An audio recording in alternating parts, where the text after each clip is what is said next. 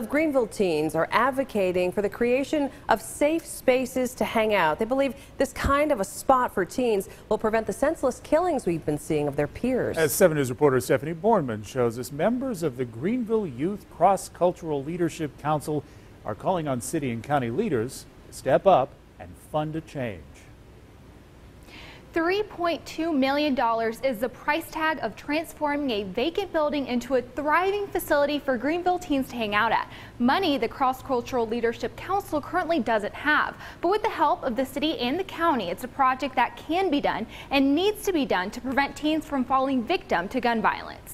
17-year-old Micaiah Hawkins was killed at a pavilion in Taylor's last year. According to the Greenville County Sheriff's Office, the 17-year-old was caught in the crossfire of a gang shooting. When I hear that, they're classifying her death as gang-related, I'm looking like she was never that person. Nearly a year after Hawkins' death, with the blessing of her family, the Youth Cross-Cultural Leadership Council and Beyond Differences want investigators to reclassify the incident as accidental youth violence involving a weapon. The sheriff's office ruled it a homicide. They were just young people needing a safe space to live their lives on a warm spring night. These organizations believe if Hawkins had a safe place to hang out, she would still be alive today, which is why they are using the incident as a platform to advocate for the creation of safe spaces for teens in Greenville, because currently there are none. Being a teenager, there's not a lot to do. Yeah, you can go to the mall, but to do that, you'd have to spend money. And downtown, really the only thing to do at night, the only thing open are bars.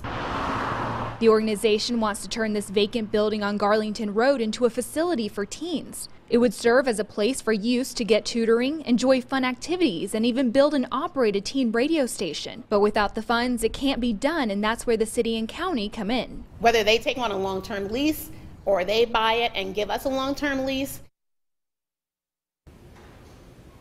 So as of right now, no one's actually been held accountable for Hawkins' death. And after talking to these organizations to keep the momentum going to build these safe spots for teens, they're going to actually hold a rally here in Greenville at County Square on October 13th from noon to 2. Well, it's really impressive, first of all, just to see these young people leading the charge on this. Good for them. Absolutely. But then, of course, it comes down to dollars, right? And so do they want to do some kind of a fundraising effort? So or what? I think that right now they're in talks with the city and county, and it seems like a lot of the county and city leaders are actually on board. It's just finding the money to make this happen. They've got some great ideas. Absolutely. Stephanie, thanks. Thank you. Right now, Deputy